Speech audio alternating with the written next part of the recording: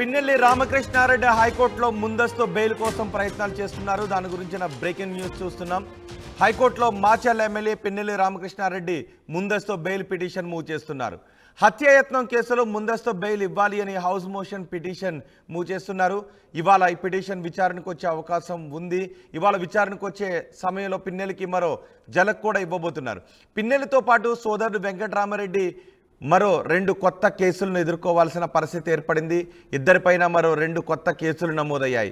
Karampudi CI Narayana స్వామి ఫిర్యాదు చేశారు. 307 కింద ఈ కేసు నమోదైంది. కారంపూడి సిఐ నారాయణ స్వామి ఫిర్యాదుతో 307 ఐపీసీ సెక్షన్ కింద పిన్నెల్లి సోదరులపై కేసు నమోదైంది. కండ్లకుంట టీడీపీ ఏజెంట్ మాణిక్యాలరావు ఫిర్యాదుతో 0 ఎఫ్ఐఆర్ నమోదు చేశారు. తమపై దాడి చేశారు అని మంగళగిరి రూరల్ పోలీసులకు మాణిక్యాలరావు ఫిర్యాదు చేశారు. ఈవీఎం ధ్వంసం కేసులో జూన్ 6 వరకు పిన్నెల్లిని అరెస్ట్ చేయొద్దు అని హైకోర్టు ఇప్పటికే మధ్యంతర ఉత్తర్వులు ఇచ్చింది. ఆ తర్వాత పిన్నెల్లిపై మరో 2 హత్యాయత్నం కేసులు నమోదయ్యాయి. దీంతో పిన్నెల్లి హైకోర్టును ఆశ్రయిస్తున్నారు ముందస్తు బెయిల్ కోసం. మరింత సమాచారం మా ప్రతినిధి రామారావు అందిస్తారు. రామారావు, పిన్నెల్లిపై నమోదైన కేసులకు సంబంధించి మీ దగ్గర ఉన్న సమాచారం ఏంటి? రోహిత్, మాచర్ల ఎమ్మెల్యే పిన్నెల్లి రామకృష్ణారెడ్డి అలాగే అతని సోదరుడిపై కేసులు నమోదనేది కంటిన్యూ అవుతున్నటువంటి పరిస్థితి ఉంది. ఈవీఎం ధ్వంసం రాష్ట్ర వ్యాప్తంగా సంచలనం సృష్టించింది. అయితే ఈవీఎం ధ్వంసంపై కేసు నమోదైంది. అలాగే ఏదైతే పాలవాయి గేట్ లో టీడీపీ ఏజెంట్ ఉన్నాడు, టీడీపీ ఏజెంట్ ను కొట్టిన కేసులో 307 కింద కేసు నమోదైంది. దీంతో పాటు కారంపూడి అల్లర్లపై కూడా 307 సెక్షన్ కింద ఇద్దరిపై కేసు నమోదైంది.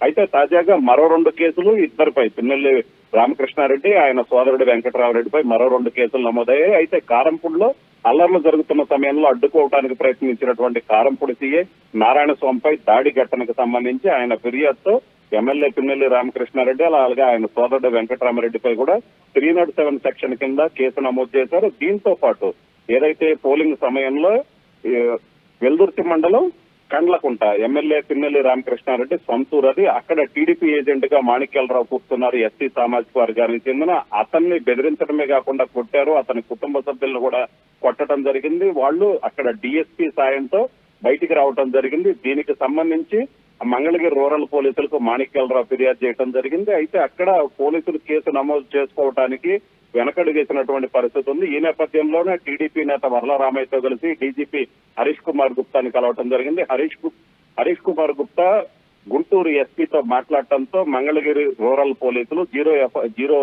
ఎఫ్ఐఆర్ కింద కేసు నమోదు చేయడం జరిగింది. సో మొత్తం మీద ఇప్పటికీ పోలింగ్ తర్వాత చూసుకున్నట్లయితే 307 సెక్షన్ కింద 3 కేసులు నమోదయ్యాయి.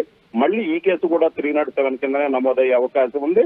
సో మొత్తం 4 కేసులు కూడా నమోదైనటువంటి పరిస్థితి ఉంది. ఈ నేపథ్యంలోనే పిన్నెల్లి రామకృష్ణారెడ్డి హైకోర్టులో ముందస్తు బెయిల్ కోసం ఏదైతే 307 సెక్షన్ల కింద ఉన్నటువంటి కేసులకు సంబంధించి ముందస్తు బెయిల్ కోసం నిన్న హౌస్ మోషన్ పిటిషన్ దాఖలు చేయడం జరిగింది. అది ఈ రోజు విచారణకు వస్తుంది. అయితే సిఐ నారాయణ స్వామి తరపు లాయర్లు అయితే మాత్రం హైకోర్టులో క్లియర్ గా నిన్న జరిగినటువంటి హౌస్ మోషన్ పిటిషన్ మీద జరిగిన విచారణలో క్లియర్ గా చెప్పడం జరిగింది. 307 హత్యాయత్నం లాంటి తీవ్రమైన నేరాలు ఉన్నప్పుడు బెయిల్ ఇవ్వటం అనేది కరెక్ట్ కాదు. ఇలాంటి కేసుల్లో బెయిల్ ఇవ్వకూడదని సుప్రీంకోర్టు ఏదైతే ఒక సూచన చేసిందో ఆ సూచనను కూడా పరిగణలోకి తీసుకోవాలని చెప్పడం జరిగింది. అయితే దీనికి సంబంధించి ఈ రోజు పిన్నెల్లి రామకృష్ణారెడ్డి ముందస్తు బెయిల్ పిటిషన్ మీద ఈ రోజు విచారణ జరిగే అవకాశం ఉంది. ఎందుకంటే ఇప్పటి వరకు ఈవీఎం ధ్వంసం కేసులో 6వ తారీఖు వరకు అరెస్టు చేయొద్దని చెప్పి హైకోర్టు ఆదేశాలు జారీ చేసింది.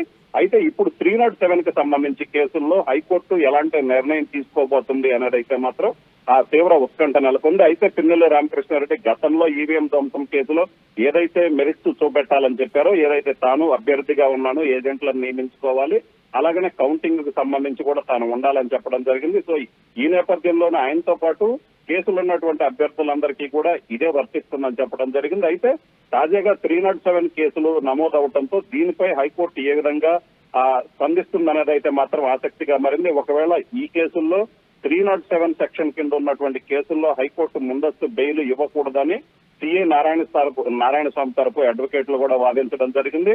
మరోవైపు చూసుకున్నట్లయితే వీటన్నిటికీ సంబంధించి కూడా పూర్తి స్థాయిలో దర్యాప్తు చేయాలి. అలాగనే ఏదైతే పిన్నెల్లి రామకృష్ణారెడ్డి హైకోర్టు షరతులు ఏదైతే ఉన్నాయో ఆ షరతులు కూడా ఉల్లంఘించారని కూడా చెప్పడం జరిగింది.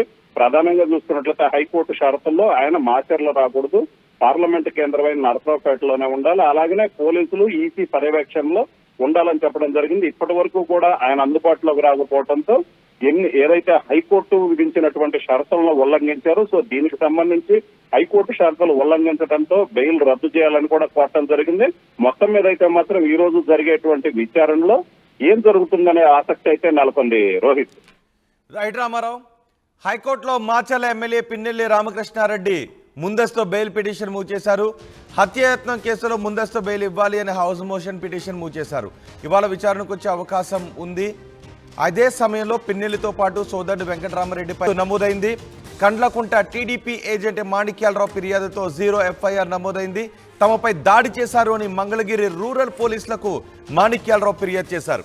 ఈవీఎం ధ్వంసం కేసులో జూన్ 6 వరకు పిన్నెల్లిని అరెస్ట్ చేయొద్దని ఇప్పటికే హైకోర్టు మధ్యంతర ఉత్తర్వులు ఇచ్చింది. ఆ తర్వాత పిన్నెల్లిపై మరో 2 హత్యాయత్నం కేసులు నమోదయ్యాయి.